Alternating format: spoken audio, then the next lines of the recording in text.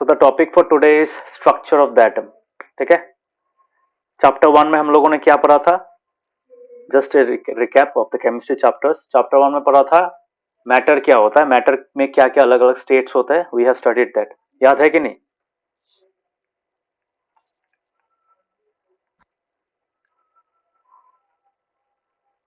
याद है सबको?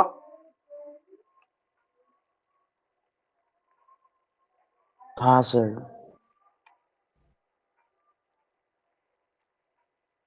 शाश्वती याद है? हाँ। बाकी नवोदय ऋषिकेश याद आया? चैप्टर 1 मैटर इज मैटर हाँ अराउंड अस सर। प्योर, वो था ना चैप्टर। आफ्टर दैट चैप्टर 2 में हम लोगों ने देखा था regarding the different ways in which those matter, those components of matter combine to form different compounds.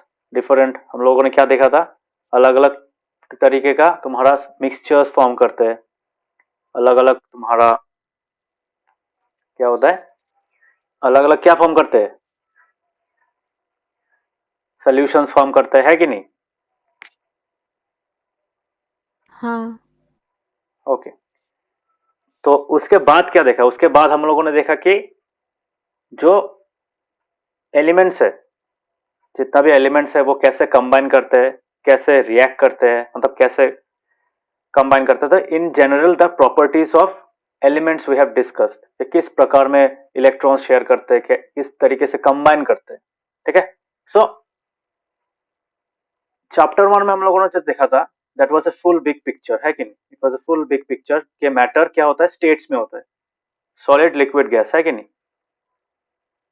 इसमें था।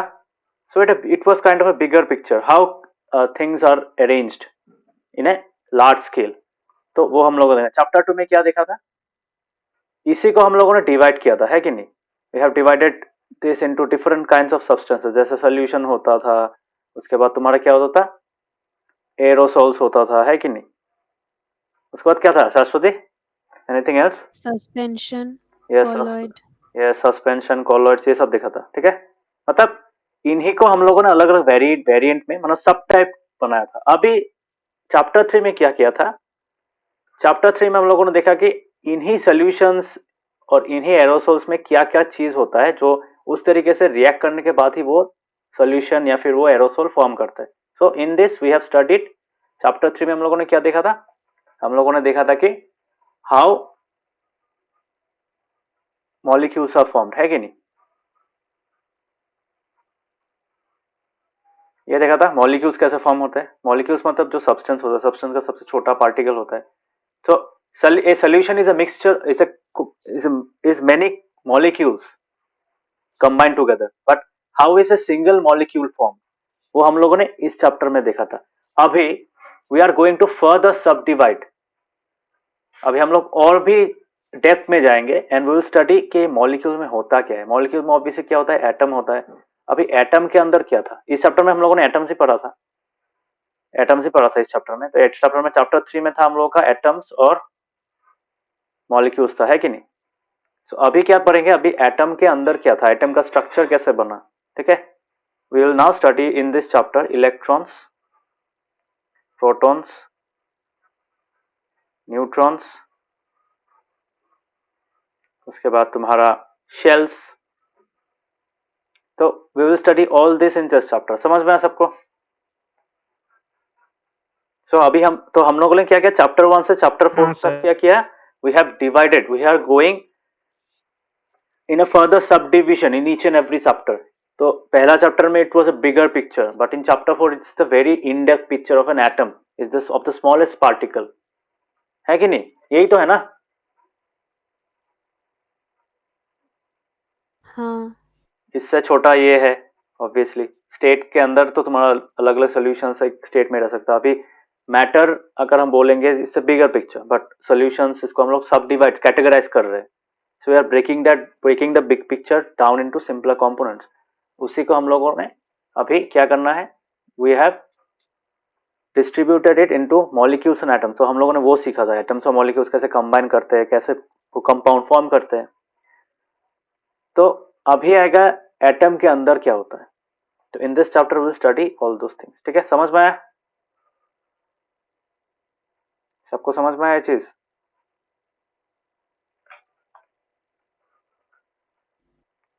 हाँ।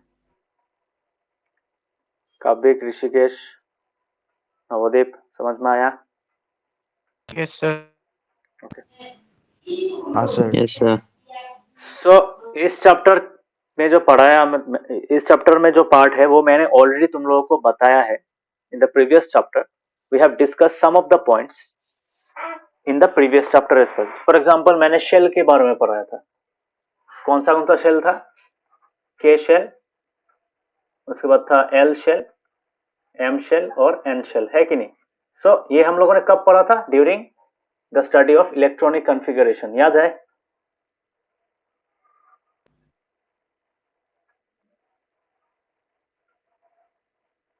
याद है?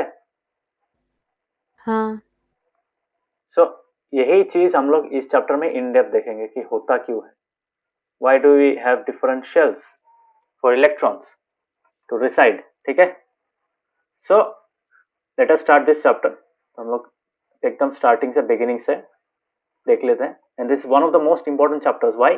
Because this chapter contains some basic concepts of chemistry, जिसके बगैर तुम लोग रिएक्शंस भी नहीं लिख पाओगे, तुम्हारा इक्वेशंस भी नहीं बना पाओगे, बैलेंसिंग तो छोड़ ही दो। So for all those things you have to understand कि इसमें मतलब एटम में होता क्या है, वो कैसे डिस्कवर किया गया। ठीक है? सो चैप्टर 3 में हम लोगों ने एक चीज पढ़ा था, that is Dalton's atomic theory. याद है?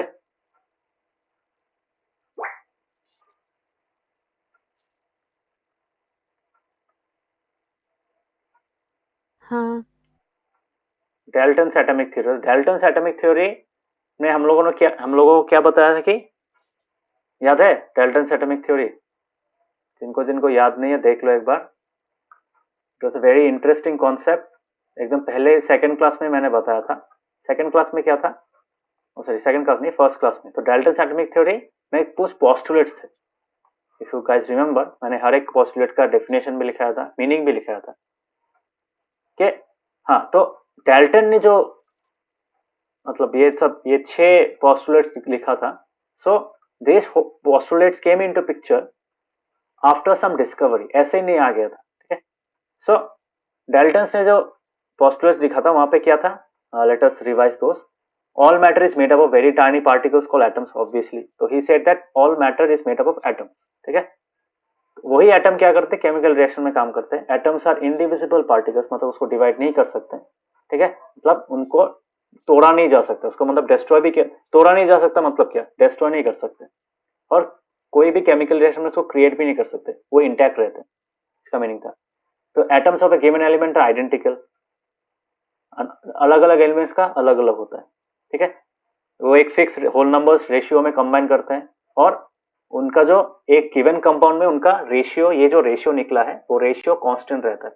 बिकॉज अगर रेशियो में कोई बदलाव आता है then the whole compound gets deviated from its original properties. मतलब पानी के जगह में अगर H2O के जगह में you get H2O2, then obviously H2O2 से भरा हुआ एक bucket is not actually water, it's something else.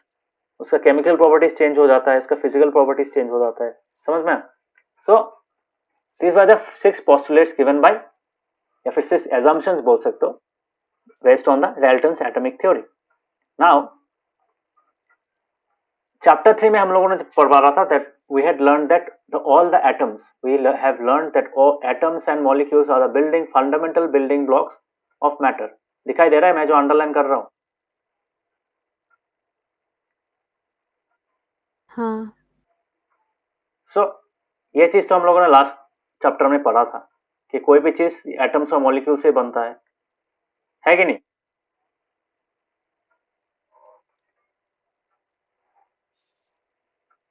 याद है हाँ। सबको?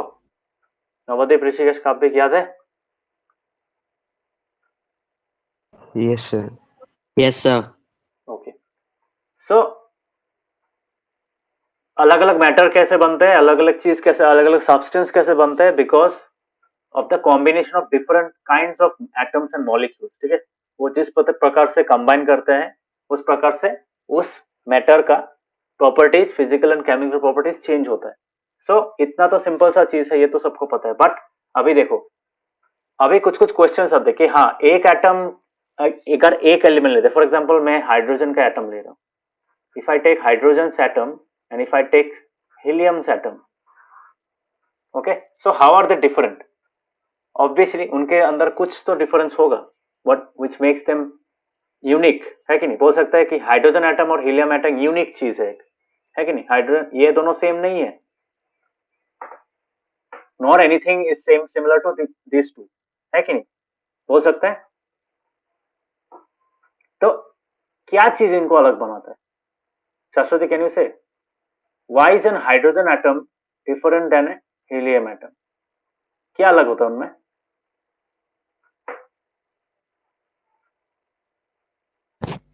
स्ट्रक्चर। हाँ, स्ट्रक्चर इन द सेंस, कैसा स्ट्रक्चर? वो लोग कैसे, मतलब वो एटम्स कैसे बने हुए हैं उसके ऊपर। यस, तो how they are internally structured, है कि नहीं? उन लोग का इंटरनल कॉन्फ़िगरेशन क्या है, इंटरनल स्ट्रक्चर क्या है? Internal structure, by internal structure I mean the atom as a whole. Atom के अंदर क्या रहता है हम लोग को पता है, अभी पता है, बट एकदम इनिशियली जब लोग एटम्स को डिस्कवर किए थे तब पता नहीं था। तब धीरे धीरे, मतलब पहले एटम को डिस्कवर किया गया, ओके। एटम को डिस्कवर करने के बाद इलेक्ट्रॉन्स डिस्कवर हुआ, उसके बाद तुम्हारा न्यूट्रॉन्स डिस्कवर हुआ। तो it was kind of A sequence, एक के बाद एक डिस्कवर हुआ। ऐसा नहीं है कि हाँ एक साथ में सब डिस्कवर हो गया।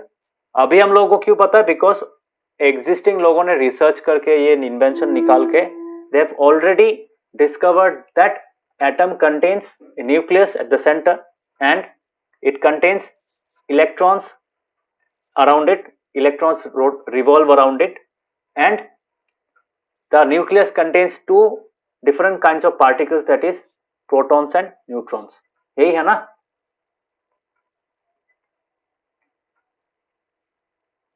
यही तो है।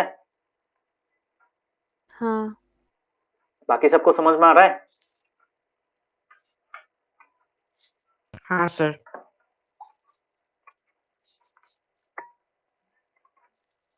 हाँ सर।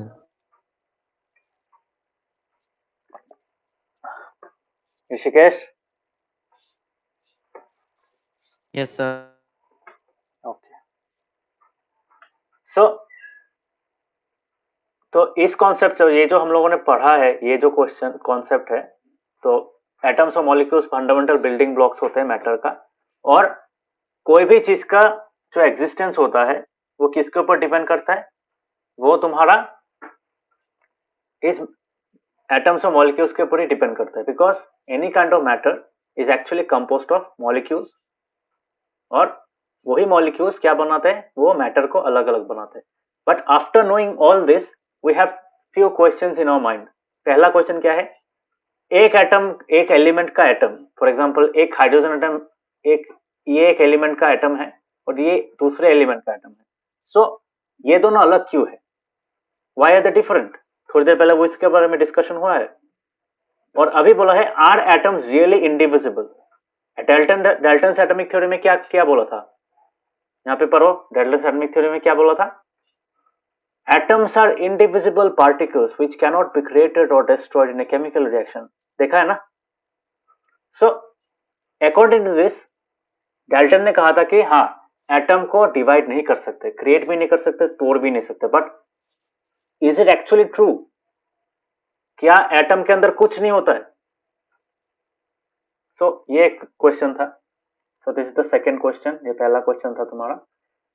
तो इसी चैप्टर में इन दोनों, मेजरली इन दोनों क्वेश्चंस के आंसर के बारे में हम लोग पूरा डिस्कस करेंगे। ओके, ठीक है। सो यहाँ पे जो बोला था डाल्टन ने कि एटम्स आर इंडिविजिबल, तो इसका दो मतलब हो सकता है। हाँ, एटम को तुम तोड़ नहीं सकते, obviously you can not break an atom because in breaking an atom requires a huge amount of energy. But indivisible का मतलब ये नहीं है कि उनके अंदर कुछ नहीं होगा। ऐसा हो सकता है उनके अंदर कुछ है, उसको तुम ब्रेक नहीं कर सकते, that is a different kind of thing. But are there any smaller constituents inside the atom, ये भी जानने का बात है. सो अभी हम लोग को पता है कि एटम के अंदर क्या होता है. एटम के अंदर 3 टाइप का चीज होता है. So we know that. But earlier when people discovered atoms for the first time, they were not sure कि हाँ डेल्टन का जो थ्योरी है वो पूरी सही है कि नहीं. समझ में आ रहा है? So in this chapter we will be studying about the subatomic particles. Subatomic particles किनको बोला जाता है? Subatomic particles are nothing but atom के अंदर जो रहता है. समझ में आया? हाँ. Is it clear?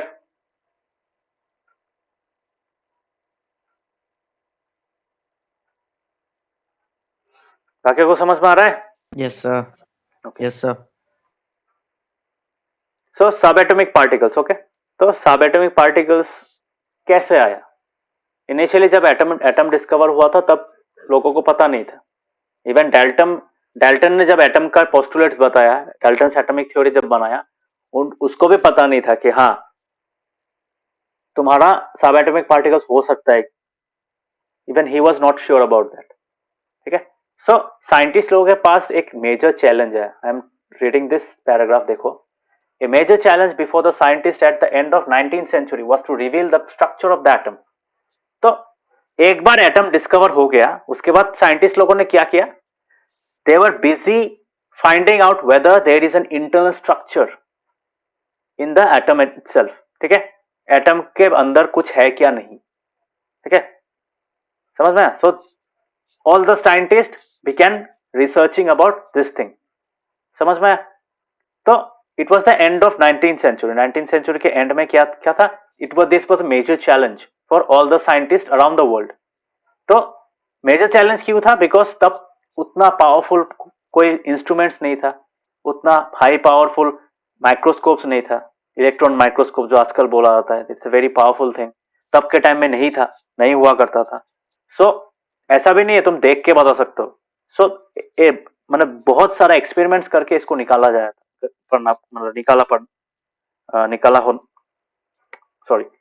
निकाला गया था. ठीक है. After lot and lot of experiments were done, the answer, the scientists came to a conclusion. समझ में आ रहा है?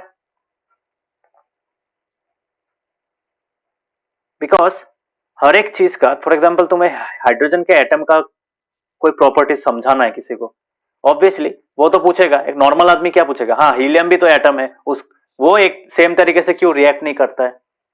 Why does it not react similar to hydrogen? Why different elements react in a different manner? Why do they combine in different manner? तो इन सब question को समझाने के लिए the internal properties of the atom had to be discovered. ठीक है. उनको डिस्कवर होना पड़ा. मतलब बोल सकते हो कि डिस्कवर पहले किया नहीं गया था, but due to this kind of questions from the common people, scientists had to find the answers to such questions using research, experimentation. समझ में आ रहा है सबको?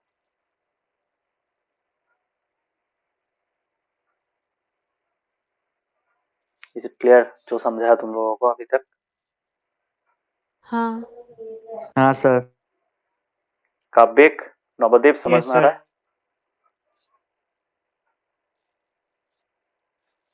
हाँ सर. ओके. Any doubts? किसी को कोई डाउट है?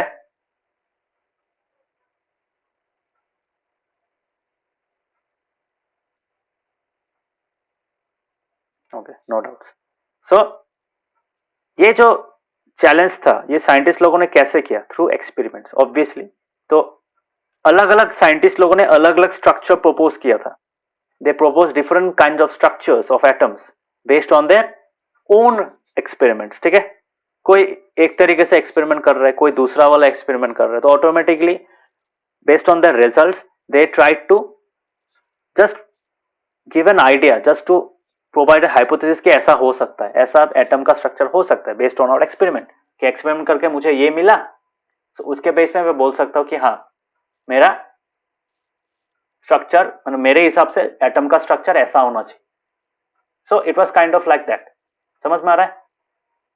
सो इन्हीं एक्सपेरिमेंट्स के बेसिस पे, ये जो मैंने एक्सपेरिमेंट्स फॉर देखो बॉक्स में ड्रॉ किया है, सो based on the different experiments perform by different scientist all around the world, the different atoms models बोल सकते हो। हम लोग होते हैं ना जो कभी, अगर तुम लोगों ने कोई क्या बोलते हैं उसको, कोई इंटर स्कूल या फिर कोई अपने स्कूल में भी कोई कभी वो एग्जीबिशन में पार्टिसिपेट किया है? एनीवन? हाँ। सो एग्जीबिशन में क्या बनाते हैं? एग्जीबिशन में कोई हम लोग एक कॉन्सेप्ट का या फिर कोई एक रियल वर्ल्ड सिनेरियो का हम लोग क्या बनाते हैं? वी मेक दिस थिंग, क्या बोलते हैं उसको?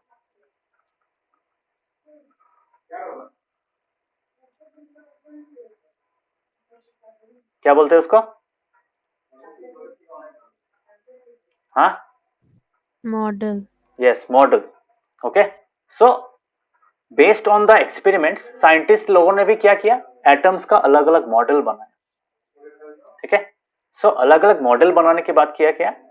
एक मॉडल किसी ने बनाया, उसको रॉन्ग प्रूफ करने के लिए दूसरे साइंटिस्ट लोगों ने काउंटर एक्सप्लेनेशंस दिया कि हाँ ये है तो होना नहीं चाहिए, मैंने एक एक्सपेरिमेंट किया है जो इसको रॉन्ग प्रूफ कर रहा है।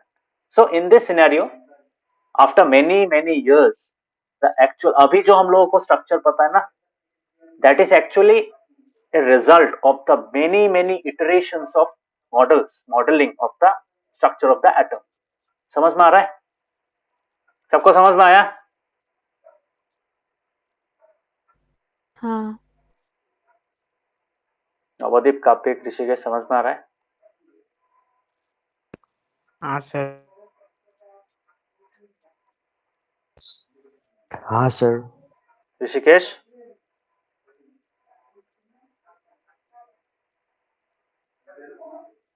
ऋषिकेश,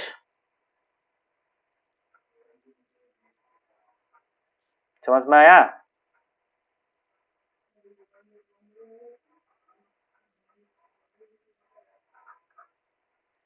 ऋषिकेश, समझ में आया?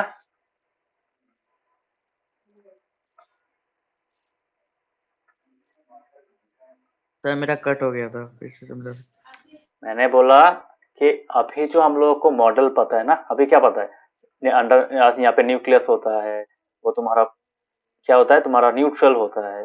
यहाँ पे तुम्हारा, सॉरी, न्यूक्लियस न्यूट्रल नहीं होता, न्यूक्लियस पॉजिटिव होता है और तुम्हारा इलेक्ट्रॉन्स रहता है, electrons are negatively charge, we have certain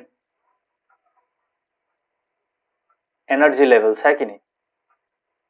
ये होता है ना, ये तो हम लोग को पता है अभी। बट ये तो अभी जो पिक्चर तुम लोग देख रहे हो, ये क्या किसका रिजल्ट है? This is result of many different experiments that have been performed since the beginning of the discovery of atom. ठीक है, समझ में आया? एटम के डिस्कवर होने के बाद इतना सारा एक्सपेरिमेंट्स किया गया है to understand the structure of atom.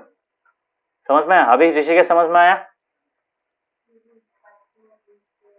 Yes sir, yes sir. So पहला जो इंडिकेशन मिला था कि हाँ एटम्स इंडिविजिबल नहीं है, इंडिविजिबल इन द सेंस, हाँ उनको उनके अंदर कुछ है, दे आर नॉट कंप्लीट, या फिर ऐसा नहीं है कि हाँ वो एक सॉलिड मेटल बॉल की तरह नहीं है, they have something inside them. तो इसका फर्स्ट इंडिकेशन कहां से आया? It came from studying static electricity. पढ़ा है तुम लोगों ने स्टैटिक इलेक्ट्रिसिटी? स्टैटिक हाँ। इलेक्ट्रिसिटी पढ़ा है? तो क्या होता है स्टैटिक हाँ इलेक्ट्रिसिटी? सर।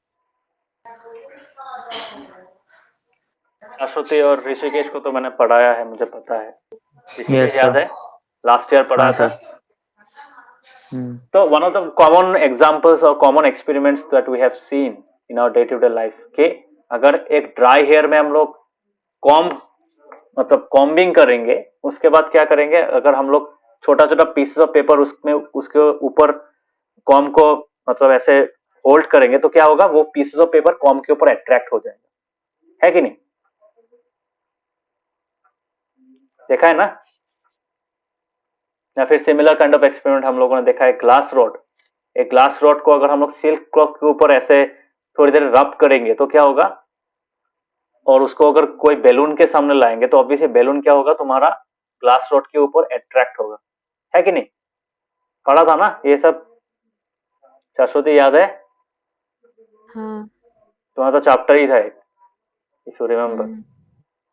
सो ऑब्वियसली यहाँ पे अगर कोई चीज अट्रैक्ट हो रहा है, कोई चीज डिफ्लेक्ट हो रहा है, that is the reason behind static electricity, है कि नहीं? स्टैटिक इलेक्ट्रिसिटी में क्या होता है, चार्जेस एक्सचेंज होता है, ठीक है? चार्जेस एक्सचेंज होता है between different bodies, specially insulators, ठीक है? बिकॉज अगर कंडक्टर होगा तो कंडक्टर होने से तो क्या होगा, तुम्हारा उस बॉडी के अंदर से चार्ज पास हो जाएगा। बट अगर वो object, if the object is a non-conductor, then what happens? Obviously उनके अंदर से तो चार्ज फ्लो नहीं कर पाएगा, so most of the charge particles remain on the surface of the insulators। यही पढ़ा था ना? बाकियों को याद है ये चीज स्टैटिक इलेक्ट्रिसिटी का? हाँ। Yes sir. नवदीप याद है कुछ ऐसा टाइप का, कुछ पढ़ा था कभी? हाँ सर। काव्यक, do you remember starting something like this? Yes, sir. Okay, so obviously यहाँ पे देखो, अगर कोई बॉडी से चार्ज एक्सचेंज हो रहा है तो ऑब्वियसली उस बॉडी में कोई चीज रहना पड़ेगा ना, तभी जाके वो चार्ज एक्सचेंज कर पाएगा। वो चार्ज क्या होता है? Charge is not an atom. Is charge an atom? No, charge is not an atom. Charge अभी हम लोगों को क्या पता है, charge as we know it in today's time, that charges are actually electrons, because protons तो exchange नहीं कर सकते हो। ऑब्वियसली क्या होता है कि किसी चीज से इलेक्ट्रॉन ले, मतलब जिससे इलेक्ट्रॉन ले रहे हो तो वो पॉजिटिवली चार्ज हो जाता है, मतलब उसमें मतलब नेगेटिव चार्जेस कम हो जाता है, और किसी चीज में इलेक्ट्रॉन्स एक्स्ट्रा ऐड हो जाता है, दैट बिकम्स नेगेटिव, ठीक है? यही होता है ना। So that happens in static electricity. तो ऑब्वियसली अलग अलग चीजों में ये स्टडी किया गया था, स्टैटिक इलेक्ट्रिसिटी को स्टडी किया गया था। स्टैटिक इलेक्ट्रिसिटी से बोल सकते हो static electricity kind is the kind of the starting point for the discovery of the subatomic particles. समझ में आ रहा है? Is it clear? So let me write something in today's class notes. So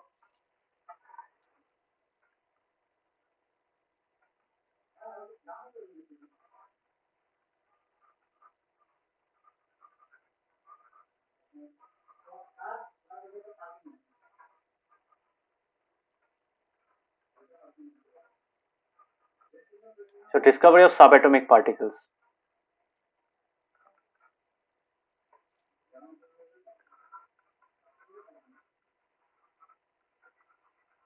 Started after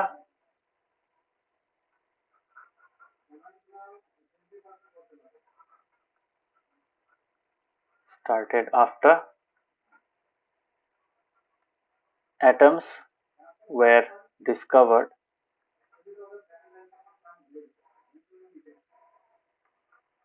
and Dalton gave his atomic theory. Okay,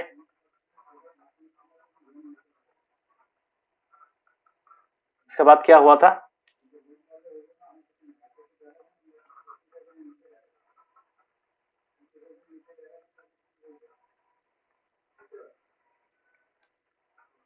Scientists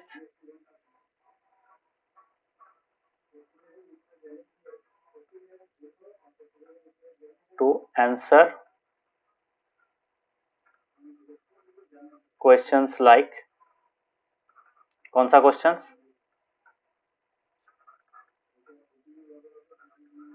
Is atom actually indivisible?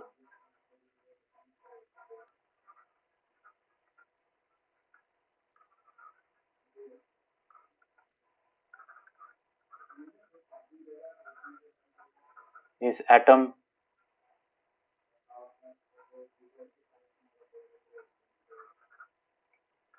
yes, so does atom contain anything inside it.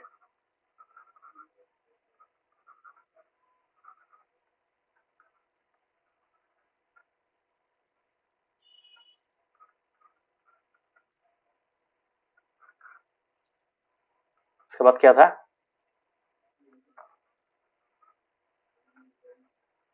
Why atom of, या फिर ऐसा लिख सकते हो what makes atom of one element different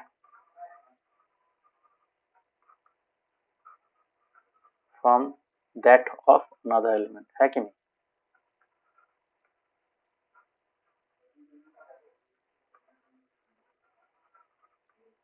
Okay, so they try to answer questions like this through what?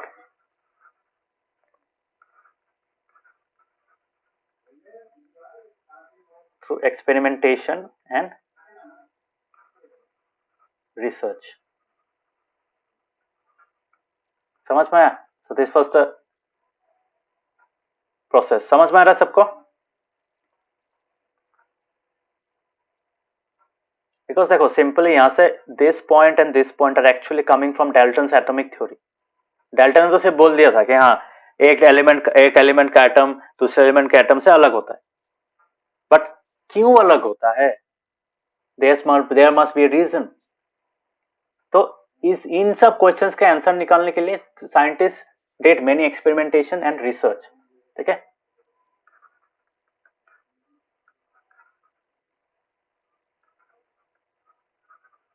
The study of subatomic particles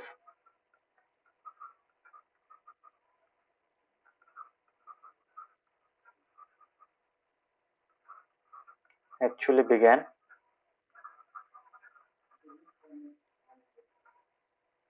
with the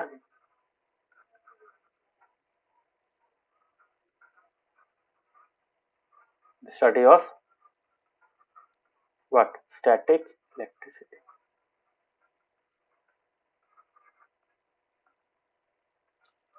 okay, समझ में आया?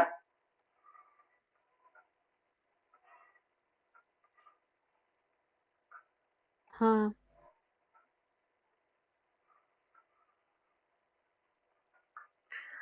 सो this are the main important points. अभी हम लोग देखेंगे कि हाँ static electricity कैसे इफेक्ट किया. तो पहले क्या देखो, हम लोग कुछ देखो इतना सारा एक्सपेरिमेंट किया गया है, that is not possible to study all the different experiments that have been performed for the discovery of the structure of atom and the subatomic particles.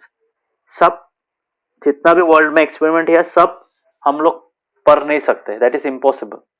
So for that purpose we will in this chapter we will study some few critical discoveries या फिर critical experiments के बारे में पढ़ेंगे जिन्होंने उन experiments के मतलब they were some major breakthroughs बोल सकते हो.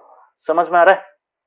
सो उन सब एक्सपेरिमेंट्स के बेसिस पे हम लोग को आज एक प्रॉपर स्ट्रक्चर ऑफ एटम मिल रहा है. So we will be studying the major events या फिर major experiments using which the structure of atom was discovered. Okay, and similarly we will also study some models. ठीक है, जैसे Thomson's model हो गया, रदरफोर्ड्स मॉडल हो गया. सो ये सब साइंटिस्ट लोगों के नाम के ऊपर है because those scientists actually gave the idea of the model. और वो मॉडल कैसे आया? using those critical experiments that we are going to study. समझ में आ सबको?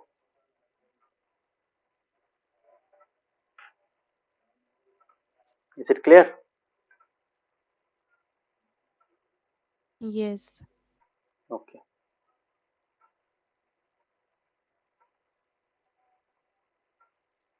शाश्वती तुम बोल रहे हैं कि तुम वेडनेसडे का क्लास कर नहीं पाओगे, क्यों? तुम्हारा कोई एग्जाम है क्या? हाँ साइंस एग्जाम है. ओके, एग्जाम कब खत्म होगा? थर्सडे एग्जाम है. खत्म होगा 11th को.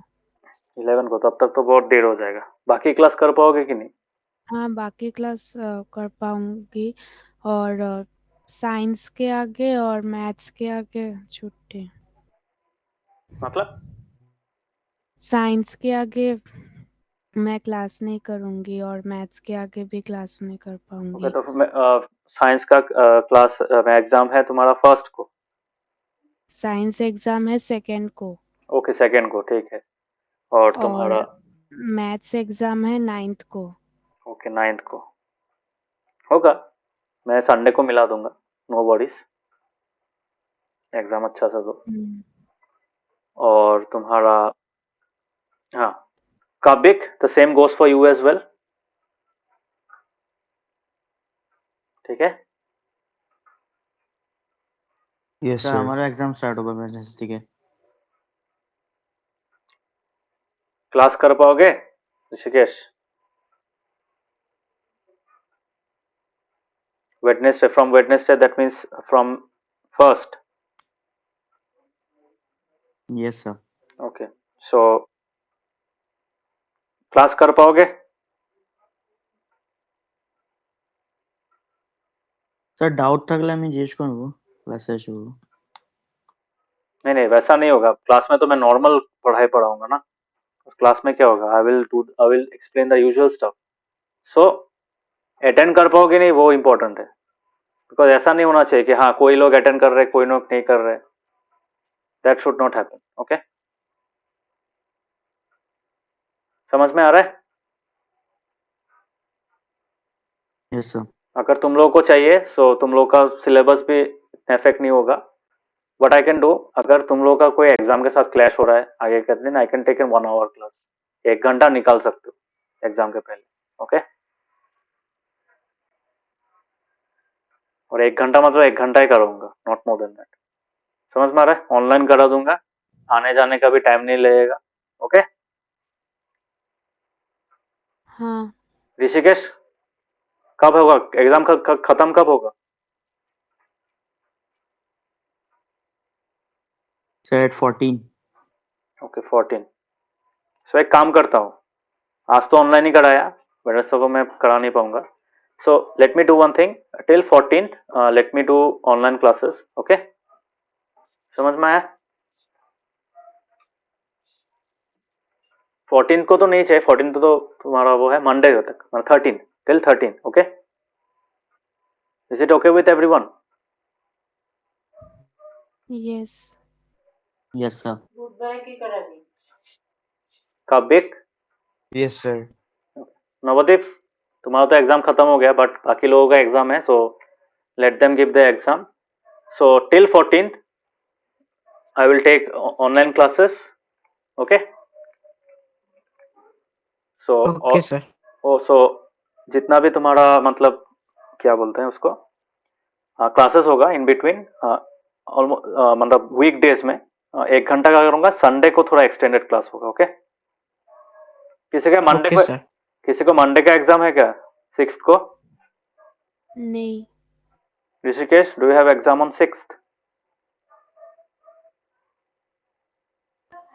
Yes sir. सुबह को पढ़ लेना, ठीक है। या फिर शाम को जल्दी रख दूंगा, तब पढ़ लेना, सुबह पढ़ लेना, उसके बाद शाम को पढ़ लेना, हो जाएगा। 1 घंटा दे पाओगे, that would be enough, okay. So that is the schedule, सब लोग याद रखना। 14 तक ऑनलाइन क्लास कराऊंगा, only because of exam, okay. So ये था हम लोगों का study of subatomic particles, okay. Initially कैसे स्टडी हुआ, अभी हम लोग पढ़ेंगे कि स्टैटिक इलेक्ट्रिसिटी कैसे, मतलब स्टैटिक इलेक्ट्रिसिटी यूज करके कैसे सब एटॉमिक पार्टिकल्स का स्टडी इनिशिएट किया गया था। So let us see that. So charge particles in matter, so इस टॉपिक को स्टडी किया गया था। चार्ज पार्टिकल्स इन मैटर जो होता है, वो चार्ज पार्टिकल्स कैसे क्यों होता है, and what are the specific charge particles, ये होता क्या है, व्हाई आर दे चार्ज्ड, है कि नहीं? ऐसे नॉर्मल मैटर में तो नहीं होता है, but why in certain materials you have charge particles, तो इसको स्टडी किया गया था, ठीक है। देखो साइंस का जितना भी चीज अभी तक निकला है, all the invention that have been done, they have been done only because of two things. How one is based of curiosity, ठीक है, and another is for necessity. समझ में आ रहा है? This two things are very important.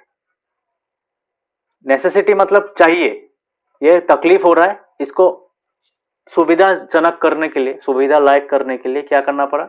It was necessity. और curiosity मतलब बहुत लोगों का जागता है, some question, they have some questions in the mind which needs to be answered, so that is why वो लोग ने ये सब निकाला. तो ये दो चीज के लिए आज साइंस जितना तक प्रोग्रेस किया है, only because of two things. समझ में आया?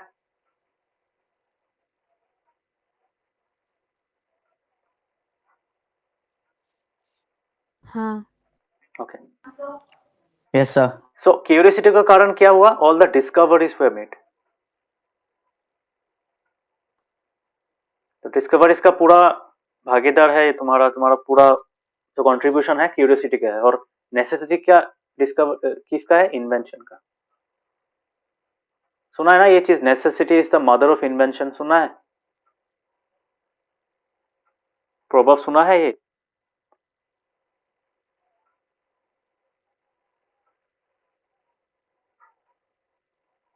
सुना है? नहीं. कभी नहीं सुना है? Necessity is the mother of invention कभी नहीं सुना है? इंग्लिश में नहीं सुना है? इंग्लिश कोई इंग्लिश जैसा सब्जेक्ट या सोशल में कोई सब्जेक्ट में नहीं सुना है? किसी ने दूसरे किसी ने सुना है? काव्यिक, ऋषिकेश, एनीवन?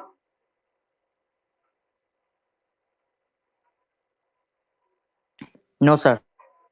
ओके. तो कुछ भी जो भी हो, so discoveries are actually result of curiosity in people's mind, and necessity is inventions are actually because of necessity. ठीक है? बिकॉज इन्वेंशन में एक्चुअली एक नया चीज बनाया जाता है जो लाइफ को इजी करता है. सो चार्ज पार्टिकल्स इन मैटर में ये क्यूरियस टॉपिक था. एक चार्ज पार्टिकल आया कैसे? ये है क्या? ये क्या वस्तु है? So this was the topic. ठीक है? This was the topic of discussion. So अगर हम लोगों को चार्ज पार्टिकल्स का नेचर जानना है कि वो है होते क्या है, उनका चार्ज कौन सा चार्ज होता है, so have to study this kind of experiment. Comb अगर हम लोग ड्राई हेयर को कॉम करेंगे तो कॉम क्या करेगा? छोटे पीसेस को अट्रैक्ट करेगा, छोटे पीसेस ऑफ पेपर. एक ग्लास रॉड को अगर सिल्क क्लॉथ के साथ रब करेंगे तब क्या होगा? तुम्हारा वो रॉड एक बैलून को आइदर डिफ्लेक्ट करेगा फिर अट्रैक्ट करेगा उसके सामने. ठीक है? सो इन दोनों एक्सपेरिमेंट्स के बेसिस पे हम लोग बोल सकते हैं कि हाँ, अगर दोनों चीज को अगर रब करेंगे सो व्हाट विल हैपन. यहाँ पे देखो, सिल्क का जो क्लॉथ है, पहला केस में क्या था? पहले केस में था हम लोग का हेयर. ठीक है? Hair and com.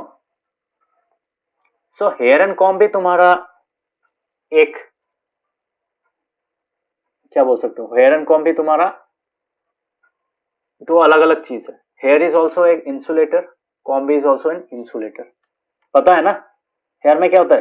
Dead cells होता है. कॉम तो प्लास्टिक का बना हुआ है.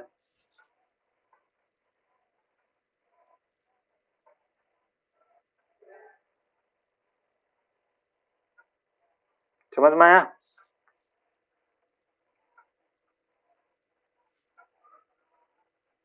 हाँ.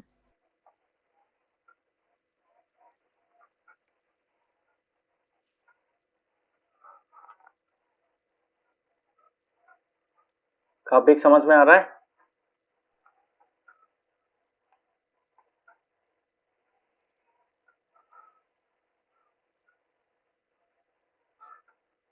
ओके. तो hair and comb has two different, there are two different insulators. तो ऑब्वियसली उनको जब रब करेंगे there is an exchange of particles. What particles? Charge particles between them. So hair से कॉम के ऊपर कुछ ना कुछ आता है. ओके? एंड सिमिलरली अगर जब हम लोग उस कॉम को, ये जो यहाँ पे जो पार्टिकल्स आया है, इस कॉम के ऊपर अगर हम लोग इस कॉम के ऊपर क्या क्या करेंगे? पेपर रखेंगे. सो पेपर के ऊपर भी कुछ जाएगा. That is why it is getting attracted. है कि नहीं? ये रीजन है. यही हो रहा है ना? ये कॉम से कुछ पेपर के ऊपर जा रहा है या फिर पेपर को ऐसा कुछ मिल रहा है जिसके कारण it is getting attracted towards the com. Yes और नो? हाँ. Okay, so this is the structure. Okay, now एक चीज देखो यहाँ पे, हेयर एंड कॉम जो है एग्जाम्पल जो देखा था, similarly that same thing goes for silk and silk and what, silk and glass rod. Okay, तो सिल्क के ऊपर से ग्लास के ऊपर कुछ ना कुछ गया है, जिसके कारण तुम्हारा जो बैलून का बैलून है, बैलून क्या हो रहा है, बैलून इज गेटिंग अट्रैक्टेड और it is getting reflected from the glass, glass के ऊपर से। तो ये थे एक्चुअली क्यों डिफ्लेक्ट हो रहे हैं, because we say that silk, glass को अगर सिल्क के ऊपर रब करेंगे तो glass becomes electrically charged, charge by what, charge by static electricity. Similarly अगर अगर कॉम को अगर हम लोग क्या करेंगे, कॉम को अगर हम लोग हेयर के ऊपर रब करेंगे तो क्या हो जाएगा, वो कॉम स्टैटिकली चार्ज हो जाएगा। यस और no, this is the concept.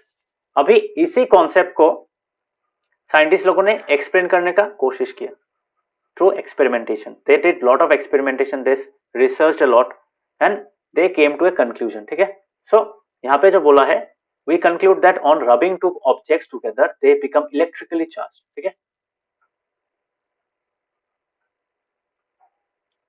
सो ये चार्ज आता कहां से, हवा से आता है क्या, ऐसे आ जाता है?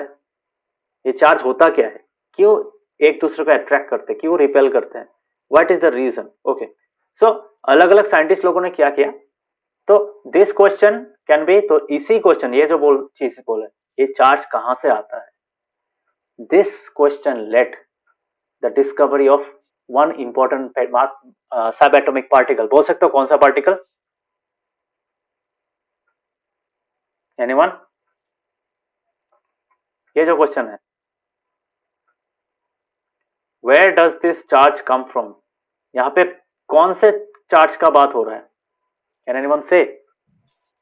Negative charge, And what is electron. that? Yes, electron. So this question is actually the, बोल सकते हो actually the root cause for the quest for finding the answer to this question is the reason why electrons were discovered in the first place. समझ में? तो पहले क्या discover किया गया था, electrons, because electrons are easily movable, एक जगह से दूसरी जगह में, एक जगह एक पार्टिकल से दूसरे पार्टिकल या फिर एक एटम से दूसरे एटम में शिफ्ट हो सकते हैं। they can, atoms, electrons can be exchanged because they are loosely bound to the atom, and that is why electrons were the first subatomic particle to be discovered. समझ में आया, पूरा समझ में आया क्यों इलेक्ट्रॉन पहले आया?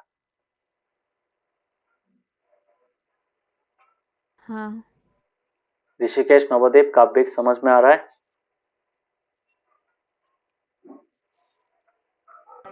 हाँ सर। हाँ सर। ओके, नवोदीप समझ में आया कुछ? हाँ सर। ओके, सो ये ध्यान में रखना, स्टैटिक इलेक्ट्रिसिटी से चार्जेस का क्वेश्चन आया, और स्टैटिक इलेक्ट्रिसिटी तो बोल सकते हैं ऐसा सीक्वेंस है, स्टैटिक इलेक्ट्रिसिटी आया तुम्हारा चार्ज, तो चार्ज क्या था, चार्ज था तुम्हारा मेनली नेगेटिव चार्ज, है कि नहीं, because negative charge is the one that was getting exchanged in static electricity. ठीक है, सो नंबर 4th पॉइंट क्या होगा,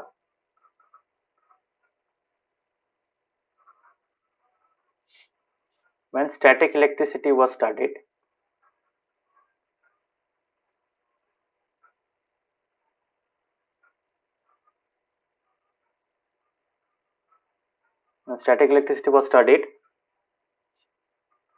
it was discovered that upon rubbing two different materials,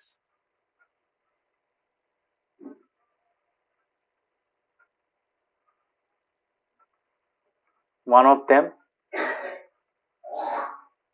becomes charged, है कि नहीं?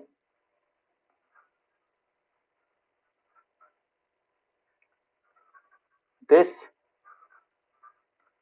led to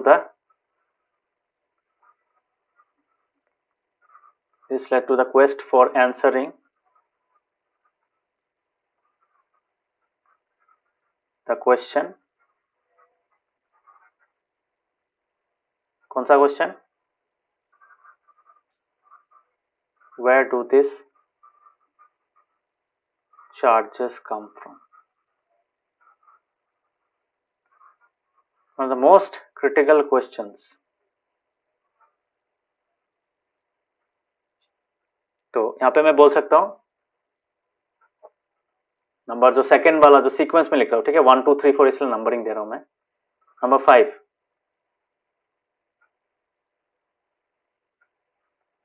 finding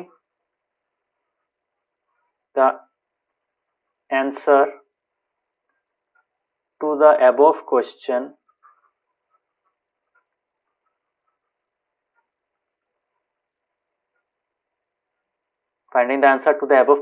led to the discovery of what?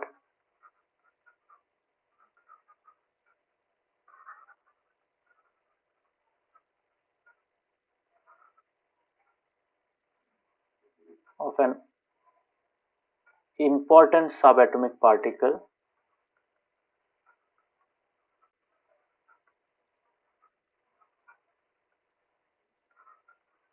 क्या नाम है उसका?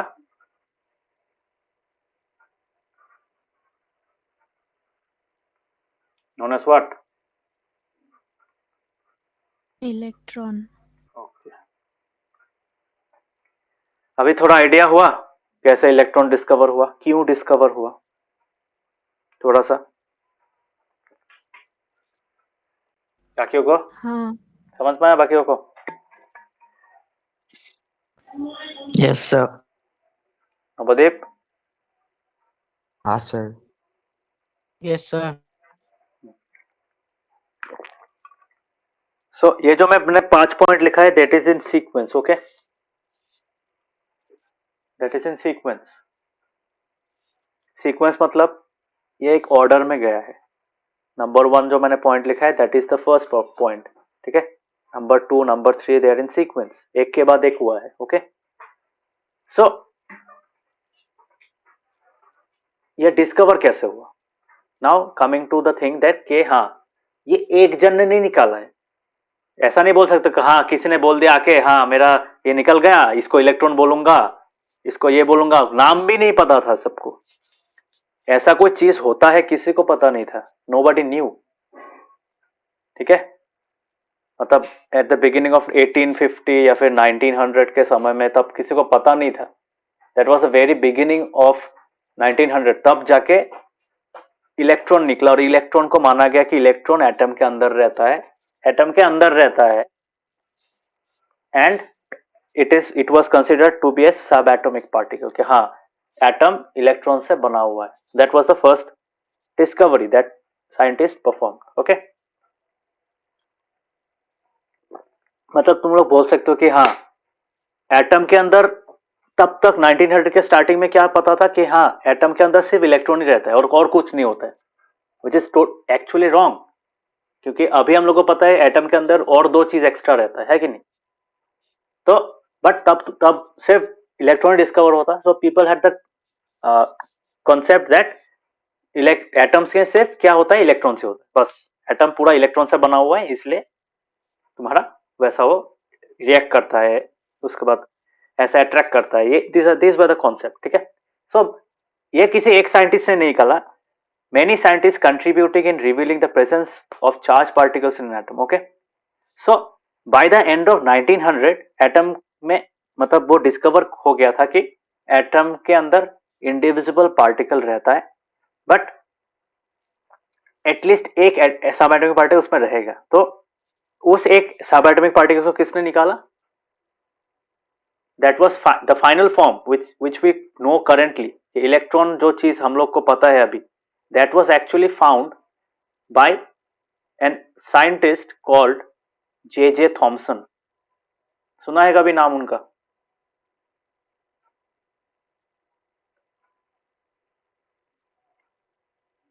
हाँ सो J.J. थॉमसन ने क्या किया था, तुम्हारा गोल्डस्टीन था, एक गोल्डस्टीन और एक साइंटिस्ट था, उन्होंने जो एक्सपेरिमेंट किया था उसको रिसर्च करके ही made conclusions based on Goldstein's gold foiled experiment. ठीक है, यहाँ पे कुछ कुछ होगा. सो तुम्हारा हम लोग वही देखेंगे कि अलग अलग तुम्हारा एक्सपेरिमेंट्स क्या क्या था यहाँ पे. सो होपफुली तुम लोगों ने ये पहले भी पढ़ा है क्या ये तुम्हारा जो गोल्ड फॉइल एक्सपेरिमेंट या फिर तुम्हारा कैथोड रे वाला एक्सपेरिमेंट पढ़ा है कभी? हाँ।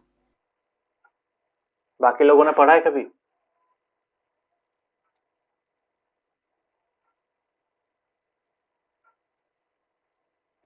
हाँ सर। हाँ नवोदय Yes, नवोदय sir. ऋषिकेश? हाँ, तो वो तुम लोगों ने ऑलरेडी पढ़ा है, गोल्ड फॉइल वाला भी देखा है। तो ये प्रीवियस क्लासेस में था, इसलिए इस चैप्टर में फिर से रिपीट नहीं किया गया है। यहाँ पे कुछ कुछ एक्सपेरिमेंट्स लिखा गया है only because they are linked with the model. ठीक है, तो हम लोगों के पास कुछ कुछ मॉडल है, जैसे थॉमसन मॉडल है, रदरफोर्ड मॉडल है। सो वो मॉडल कैसे आया, हर एक मॉडल का क्या ड्रॉबैक था, क्या प्रोज एंड कॉन्स था, तो उसके बेसिस पे एक्सपेरिमेंट लिखा गया है। सो सब एक्सपेरिमेंट नहीं मिलेगा यहाँ पे, कुछ कुछ मिलेगा only because they are part of the, because that those experiments resulted in the different models of atom, the most important models of atom, the structure of atom। ठीक है, सो जे थॉमसन ने पहले निकाला था। सो J Thomson ने जो electron का मतलब पोस्टुलेट दिया कि हाँ इलेक्ट्रॉन ऐसा होता है, इलेक्ट्रॉन बोल के ऐसा एक चीज रहता है। So J Thomson first discovered electron by using Goldstein. ठीक है, सो गोल्डस्टीन ने क्या किया था, गोल्डस्टीन ने 1886 में he discovered that radiations, ठीक है, कोई भी गैस तुम्हारा कैनल रेस बोलते हैं, कैनल रेस को आज बहुत, उसके बाद क्या बोलता है, कैनल रेस जब डिस्कवर हुआ था उसके बाद टेलीविजन स्टार्ट हुआ था। ठीक है, टेलीविजन में कैनल रेस का बहुत यूज होता है, तो हम लोग तो इसको कैथोड रेस बोलते हैं, कैथोड रेस, एनोड रेस। ठीक है, उसके बेस पे ये स्टडी हुआ, मतलब उसके बेस पे वो बनाया गया था। So based on is discovery in 1886। So in the canal rays क्या हुआ, एक पर्टिकुलर जोन में से इलेक्ट्रॉन मतलब चार्ज पार्टिकल्स को एमिट किया गया था। चार्ज मतलब including some external electricity, electricity तब तक निकल गया था। सो इलेक्ट्रिसिटी को यूज करके कुछ चार्ज पार्टिकल्स को एमिट किया गया था, उसको स्टडी किया गया था। ठीक है, सो कैनल रेस क्या होता है, canal rays, this rays are where positively charge radiations which ultimately lead to the discover of other. हाँ, तो कैनल रेस क्या गया, जे थॉमसन ने इलेक्ट्रॉन बना दिया। अभी गोल्डस्टीन ने क्या किया, गोल्डस्टीन ने तुम्हारा कैनल रेस डिस्कवर किया। Canal rays are such rays which are mostly positive in nature. So positively charge radiations होता है canal rays. So automatically positively charge क्या होता है, पॉजिटिवली चार्ज सबएटॉमिक पार्टिकल का नाम क्या है, सबएटॉमिक पार्टिकल का नाम है क्या होता है उसका, subatomic positively charge subatomic particle कौन सा है, न्यूट्रॉन। नहीं पॉजिटिवली चार्ज बोल रहा हूं,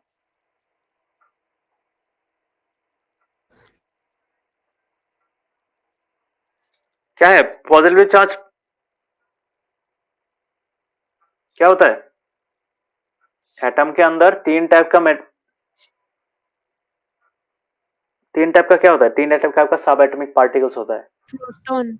यस, प्रोटॉन। तो एक होता है electron which is negatively charge, एक होता है proton which is positively charge, and another is neutron जिसका which is chargeless. Okay, it is neutral in charge. Okay, उसका चार्ज 0 होता है।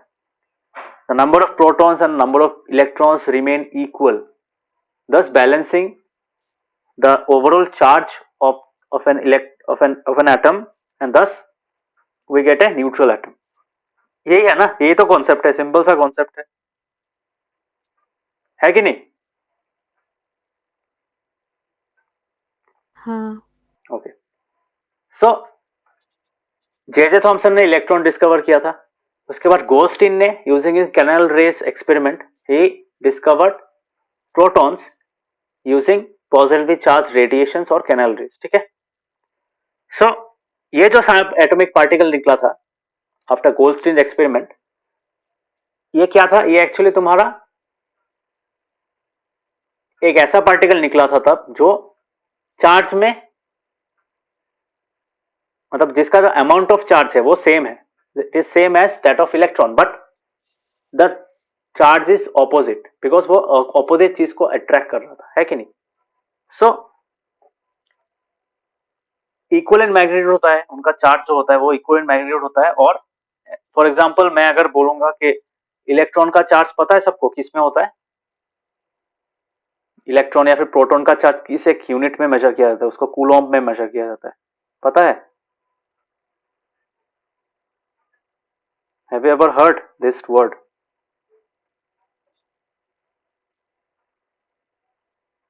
इलेक्ट्रिक चार्ज का यूनिट होता है।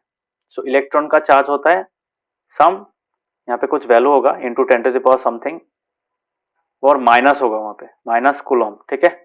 और प्रोटॉन का चार्ज, एक प्रोटॉन का चार्ज होता है प्लस सम कूलॉम्ब, ठीक है। सो कूलॉम्ब, कूलॉम्ब मतलब ब्रैकेट में सी बोल सकता हूं, सुना है कभी? हाँ।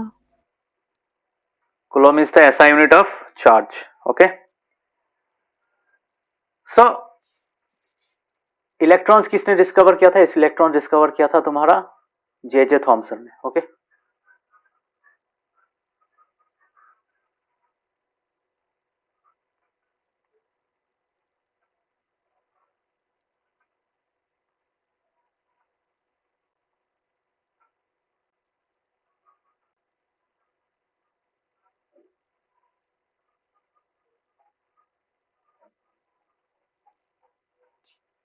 सो इलेक्ट्रॉन डिस्कवर किया था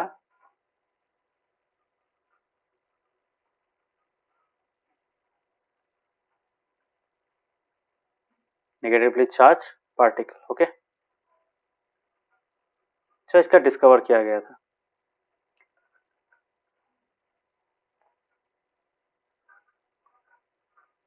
गोल्डस्टीन ने क्या किया था? Goldstein discovered proton using his canal rays experiment.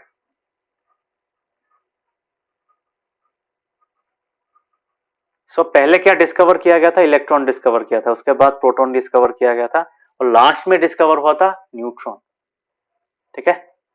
समझ में आया? सो proton was found to be a charged particle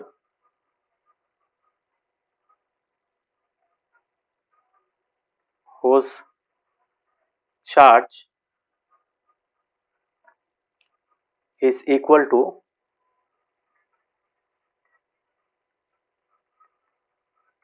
that of, या फिर तुम बोल सकते हो मैग्नीट्यूड ऑफ चार्ज, ठीक है, मतलब amount of charge. Magnitude of charge is equal to that of an electron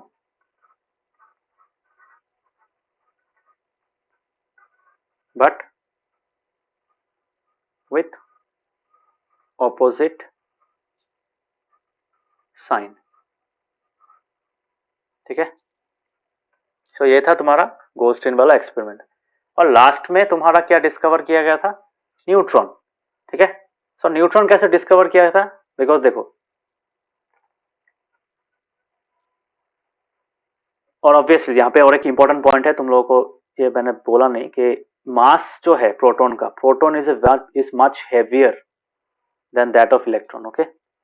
मतलब चार्ज सेम है, चार्ज का अमाउंट सेम होता है, बट दैट डजंट मीन कि उनका मास सेम है। इलेक्ट्रॉन्स आर मच लाइटर, इतना हल्का होता है, इसीलिए वो क्या करते हैं, they are easier to exchange between atoms, है कि नहीं। एक एटम से दूसरे एटम में जा सकते हैं, बट प्रोटॉन्स बहुत भारी होते हैं and they constitute A bigger portion of the mass of an atom. Because अगर प्रोटॉन को, तुम एक प्रोटॉन को ट्रांसफर करना एक एटम से दूसरे एटम में is very difficult. Why? Because actually it is reducing the mass of an atom itself, ठीक है। इलेक्ट्रॉन्स शेयर करोगे, मास इतना नहीं घटेगा, बिकॉज इलेक्ट्रॉन्स का मास बहुत कम होता है, it's very negligible kind of mass. So the overall mass of the atom remains the same, but अगर तुम उस एटम से एक प्रोटॉन को शेयर कर देते हो तो क्या होगा? उसका मास में एक हैवी इफेक्ट गिरेगा। समझ में आ रहा है? सबको समझ में आ रहा है? हाँ। So that is why हाँ sir. protons are not shared and they are actually enclosed in a fixed body which is called what? Nucleus. Nucleus क्यों बोलते हैं? न्यूक्लियस बोलते हैं बिकॉज ऑब्वियसली सेल में भी सेम कॉन्सेप्ट यूज होता है कि नहीं? सेल का जो सेंट्रल पोजीशन होता है वो क्या, कौन ऑक्युपाई करता है? That is the nucleus which we call the brain, और वो फिक्स रहता है कि नहीं? तो यहाँ पे भी सेम एटम को एक मतलब उसी फॉर्मेट में ऑब्जर्व किया गया था कि हाँ, जो एटम का जो इंटरनल स्ट्रक्चर है that is similar to that of a cell. That is why central position में जो जगह ऑक्युपाई कर रहा था वो उस चीज को कहा गया था nucleus. Now it was found that protons and neutrons were inside that nucleus, were enclosed within that nucleus, है कि नहीं? And they occupied almost 99.9% of the mass of an atom. That means 99.9% of the mass of an atom is actually in the nucleus of an atom. So even if the electrons are actually exchanged between atoms, what will happen? The atom's mass does not change. समझ में? तो इसी कारण कोई भी चीज से अगर चार्ज खो भी जाता है, अगर इलेक्ट्रॉन शेयर भी हो जाता है, वो मैटर का मास चेंज नहीं होता है। तो इसलिए देखना, एक कॉन्सेप्ट हम लोगों ने देखा था, matter is something which has mass and occupy space. तो ऑब्वियसली मास का जो कॉन्सेप्ट है, मास हर एक बॉडी में कांस्टेंट रहता है at a given particular amount of time. ठीक है, एक particular given instance of time में क्या होता है, उस चीज में जो तुम्हारा मास होता है वो सेम रहता है। क्यों सेम रहता है? बिकॉज उसमें जो एलिमेंट्स का एटम्स है, जो एटम्स है उस मैटर के अंदर, the atoms with which that matter is build made up of, those atoms retain their original mass even after exchanging electrons with something else also. समझ में आ रहा है?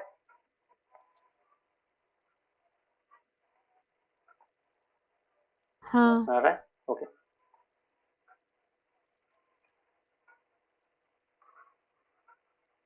Also, proton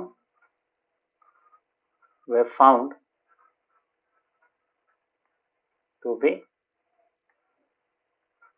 much heavier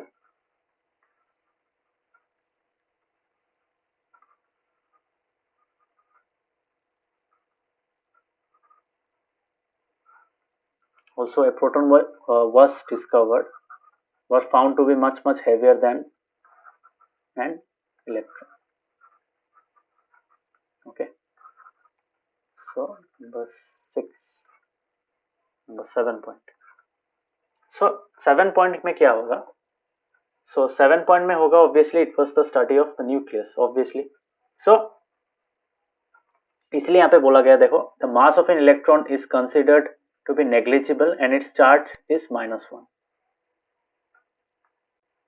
so overall जब हम लोग एक atom का मास निकालते हैं, वो जो हम लोगों ने पढ़ा था ना एटॉमिक मास, याद है ना? लास्ट चैप्टर में एटॉमिक मास पढ़ा था। So you can say that उसमें एटम कोई फॉर एग्जांपल कार्बन का कितना है? कार्बन का है 12 यू, है कि नहीं? कार्बन का 12 यू है, और मोल कॉन्सेप्ट निकाल के हम लोग एक पर्टिकुलर एक एटम का मास ग्राम में निकाल सकते हैं, है कि नहीं? निकाल सकते हैं कि नहीं? Using mole concept, can we find the mass of any atom of an element? Using mole concept निकाल सकते हैं, ग्राम में निकाल सकते हैं। हाँ।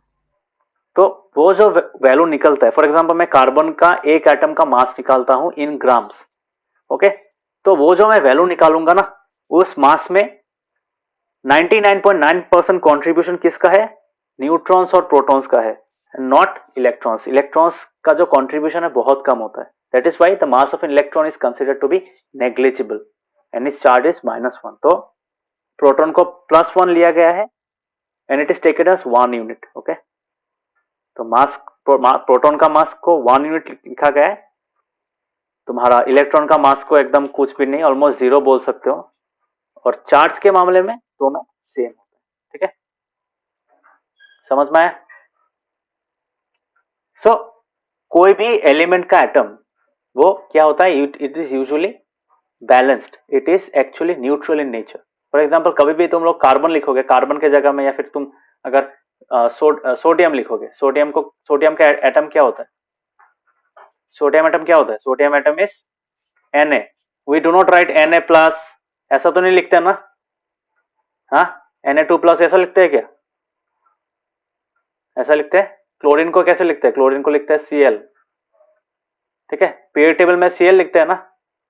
Cl -1 लिखते हैं, that is not the proper form, this is the proper form, yes और नो? यस। ओके, सो ये जो तुम्हारा जो लिखते हैं वो उसमें चार्ज क्या होता है? जीरो होता है ना? जो NaCl ये सब लिखते हैं वो इसमें चार्ज क्या होता है? That is zero. Na में चार्ज क्या है? यहाँ पे जीरो है, कुछ नहीं है तो जीरो है। Cl अगर लिखेंगे तो ऑब्वियसली Cl एटम में चार्ज जीरो है। सो एलिमेंट का जो इंडिविजुअल एटम्स होता है उसमें क्या होता है? हम उसमें बोल सकते हैं कि any neutral atom of an element contains equal number of electrons and protons, just so because that their charges cancel each other, that means they balance each other, ठीक है?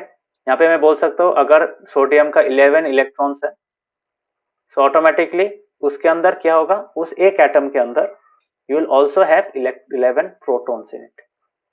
सो ओवरऑल चार्ज कैसे निकालते हैं? Negative number of charges, that means 11 electrons -11 और 11 protons का charge क्या होगा? +11। सो इसको कैसे लिखेंगे? -11 + 11 will give us 0. So this 0 is the overall charge of the atom. So यही यहाँ पे लिखा गया है, an atom was composed of protons and electrons mutually balancing their charges. ठीक है? It also appeared that the protons were in the interior of the atom, but electrons को तो वो प्रोटॉन्स इंटीरियर में होते थे इसलिए उनको निकाला इजी नहीं हो, मतलब निकाला नहीं जा सकता था, बट इलेक्ट्रॉन्स बाहर में होते थे, they were loosely bound, they were in the exterior of the atom, मतलब बाहर सरफेस में होते थे, तो obviously you can say so electrons were easily removable, उसको तुम एटम से अलग कर सकते थे, बट नॉट द प्रोटॉन्स, ठीक है? सो अभी माइंड में आया, अभी देखो इलेक्ट्रॉन भी डिस्कवर हो गया, प्रोटॉन भी डिस्कवर हो गया। Now the thing is, the next question that was to be answered was ये एटम इलेक्ट्रॉन्स और प्रोटॉन्स किस ऑर्डर में अरेंज किए होते हैं? Then this question was to be answered. Okay? मतलब अभी देखो, अभी दो सब एटॉमिक पार्टिकल्स याद आ गया, अभी सबको समझ में आ गया कि हाँ दो टाइप का सब एटॉमिक पार्टिकल्स होता है, एक होता है तुम्हारा इलेक्ट्रॉन, एक होता है प्रोटॉन। वो अंदर में ऐसे रहता है, कोई इंटरनल में रहता है, कोई बाहर में रहता है, कैसे तरीके से अरेंज किया गया है? How are they arranged? How are those subatomic particles arranged inside an atom? What is the internal structure of the atom? That question was to be answered. समझ में आ रहा है? सबको समझ में आया? हाँ। So यहाँ पे हम लोग जो देख रहे हैं यहाँ पे क्या है? We are seeing some important questions that were answered using this sequence discoveries. तो साइंटिस्ट लोगों ने जो ये सीक्वेंस में कुछ कुछ चीज निकाला, पहले स्टैटिक इलेक्ट्रिसिटी यूज किया, स्टैटिक इलेक्ट्रिसिटी आंसर करने के बाद इलेक्ट्रॉन निकल गया, इलेक्ट्रॉन एक बार निकल गया उसके बाद प्रोटॉन निकाला using similar kind of experiment, ठीक है? सो यहाँ पे मैं बोल सकता हूँ next question,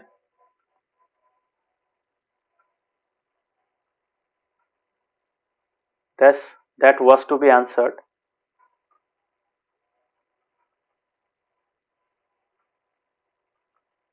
was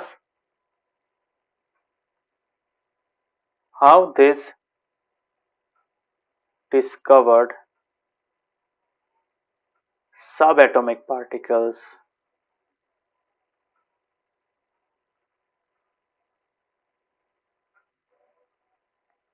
are arranged in an atom, मतलब किस तरीके से, है कि नहीं? सो इस क्वेश्चन के ऊपर स्टडी हुआ, ठीक है? तो इसको आंसर करने के लिए क्या हुआ? इसको आंसर करने के लिए साइंटिस्ट एक्चुअली वो लग गए उसमें, ठीक है? मतलब they started doing experiments to answer this question, ठीक है? कैसे कैसे आंसर किया देखो, मेनी पीपल। तो उसके बाद तुम्हारा अभी आएगा स्ट्रक्चर ऑफ एटम, मतलब अभी हम लोग पढ़ेंगे कि स्ट्रक्चर ऑफ एटम का जो मेन स्टार्टिंग पॉइंट है वो कहां से आया, after the discovery of the subatomic particles. तो सब एटॉमिक पार्टिकल्स पहले डिस्कवर हुआ, आफ्टर उसके बाद तुम्हारा स्ट्रक्चर को बनाया गया based on the ideas of how the subatomic particles were arranged in that atom. समझ में आया? In any atom. समझ में आ रहा है सबको?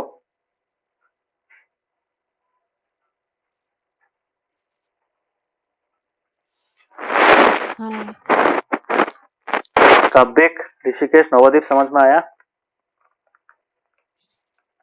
हाँ सर। हाँ sir. Navdeep? Yes, sir. Okay. So आज मैं मॉडल स्टार्ट नहीं करूंगा, मॉडल एक एक करके करूंगा बिकॉज एक एक मॉडल समझना बहुत जरूरी है। सो अभी मैं इस पार्ट का एक ओवरव्यू दे रहा हूं, ठीक है? तो ये जो क्वेश्चन था, ये जो क्वेश्चन मैंने थोड़ी देर पहले लिखा, how this discovered subatomic particles are arranged in an atom. उनका अरेंजमेंट कैसा होता है, एटम के अंदर वाला जो पोर्शन है वो कैसा होता है, ठीक है? So to answer all those things Dalton's atomic theory was used, ठीक है? डाल्टन्स एटॉमिक थ्योरी ने हम लोगों ने चैप्टर 3 में जो पढ़ा था उसमें क्या क्या कहा गया था, उसमें कहा गया था कि हाँ वो तो इंडिविजिबल है और वो इंडेस्ट्रक्टिबल है। ऑब्वियसली ये इंडिविजिबल वाला पार्ट तो गलत प्रूव हो गया। क्यों गलत प्रूव हो गया? Because as per Dalton's concept, Dalton's postulate या फिर डाल्टन्स एजम्पशन बोल सकते हो, डाल्टन ने कहा कि एटम इंडिविजिबल है। इसका मतलब उसने ये नहीं बोला था कि इंडेस्ट्रक्टिबल है। He said that it is indivisible as well as इंडेस्ट्रक्टिबल।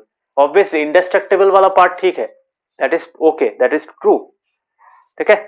But वो इंडिविजिबल पार्ट वाला पार्ट गलत है। क्यों गलत प्रूफ हुआ? बिकॉज देखो एक बार इलेक्ट्रॉन निकल गया उसका मतलब तो obviously electron was a part of an atom. An atom as a singular object या फिर singular unit contains subunits, है कि नहीं? समझ में आया? गलत प्रूफ हुआ कि नहीं बोलो? ये जो दो वर्ड्स मैंने अंडरलाइन किया है उन दोनों में से पहला वाला वर्ड गलत प्रूफ हुआ था, है कि नहीं? समझ में आया?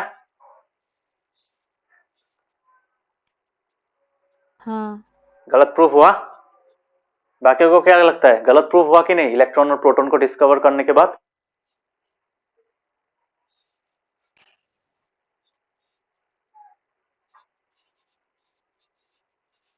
हुआ? गलत प्रूफ हुआ? हाँ sir. Rishikesh, Navdeep? Yes sir. Yes, sir. Rishikesh बोलो कौन सा वाला गलत है, इंडिविजिबल गलत है हुआ कि इंडेस्ट्रक्टिबल गलत हुआ?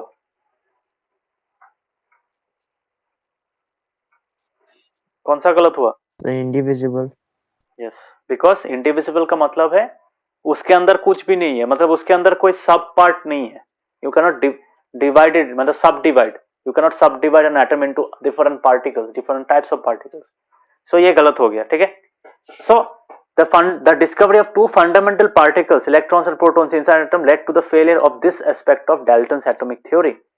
It was then considered necessary to know how the electrons and protons are arranged within an atom. So इसी को इसका आंसर निकालने के लिए, बिकॉज एक बार देखो डाल्टन्स एटॉमिक थ्योरी का एक पोस्टुलेट गलत निकल गया।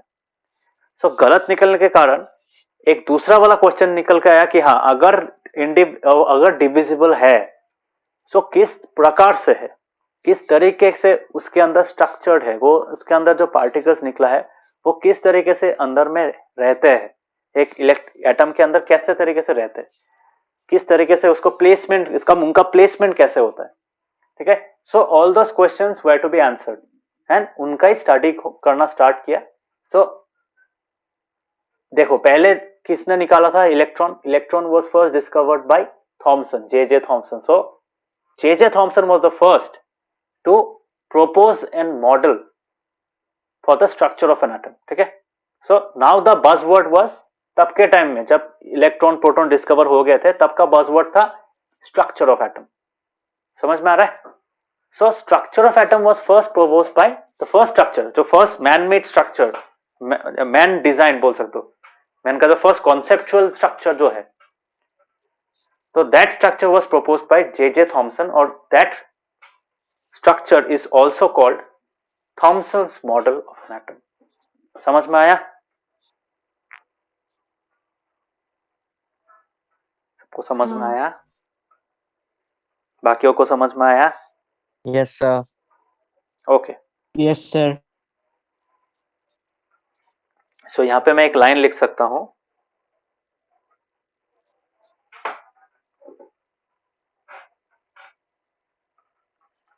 Number 8.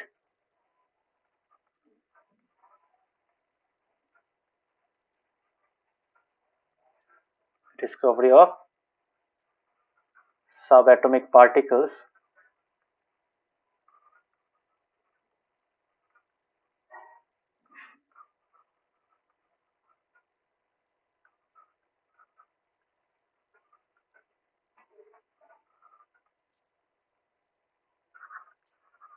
proved a postulate of Dalton's atomic theory wrong. कौन सा atomic theory? Atoms are indivisible, है कि नहीं? सो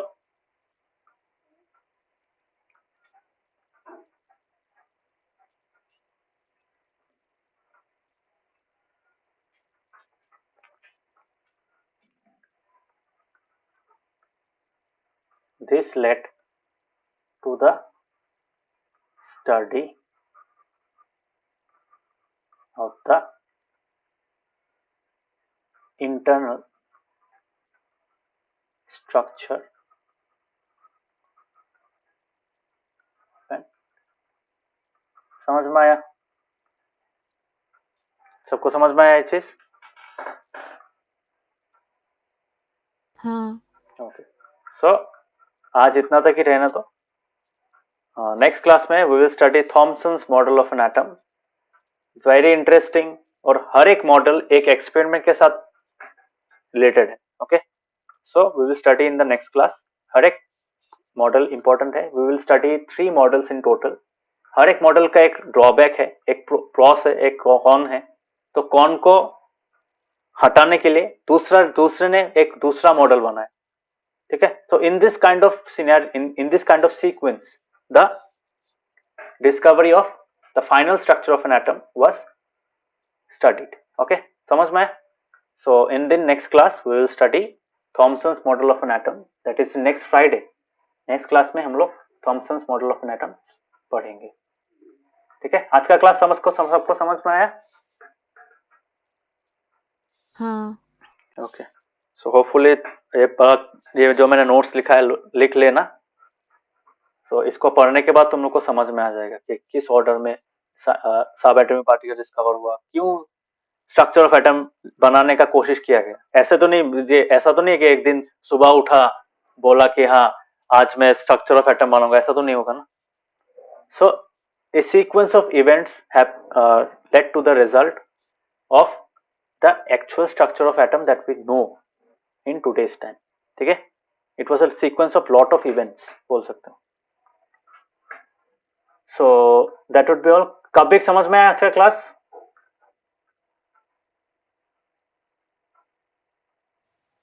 हाँ सर. ओके. सो ये कॉपी में लिख लेना और अच्छा से चैप्टर को पढ़ना है, पढ़ने की कोशिश करना, पढ़ के समझने की कोशिश करना. The first page is very important.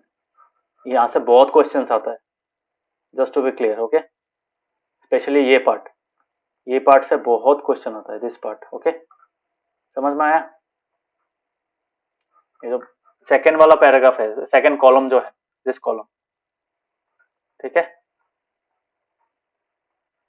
ये कॉलम बहुत इंपॉर्टेंट है. क्लियर?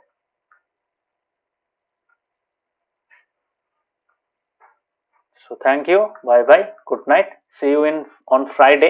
ऑनलाइन क्लास ही कराऊंगा. फ्राइडे को सब कर पाएंगे क्लास? हाँ ऋषिकेश, हाँ सर. ऋषिकेश, फ्राइडे को कर पाओगे class? Friday is 3rd। Rishikesh कर पाओगे?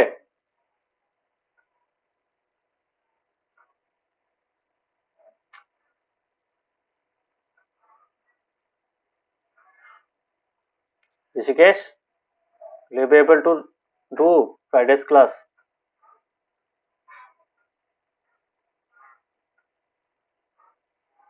हेलो,